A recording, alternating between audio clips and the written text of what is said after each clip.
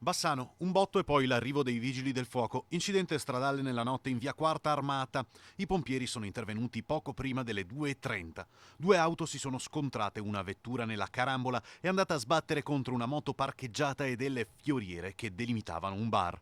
Illese le persone a bordo delle autovetture. Per loro solo tanta paura. L'intervento di messa in sicurezza della zona si è concluso dopo circa 2 ore. Marostica. L'obiettivo principale è mettere in sicurezza le zone a rischio. Vanno avanti gli interventi sulle frane, terminati i lavori di ripristino e consolidamento in via Cansignorio, sulla strada che porta al Castello Superiore e in via Stroppari, nella frazione di Valle San Floriano. È partito nelle scorse ore il cantiere per il ripristino del cedimento in via Caribollo a Vallonara, un'operazione da 100.000 euro e che durerà una sessantina di giorni. Asiago, 1700 persone sono partite questa mattina dal Duomo San Matteo per partecipare alla grande erogazione, il pellegrinaggio propiziatorio che si svolge attorno ai confini asiaghesi per 32 km.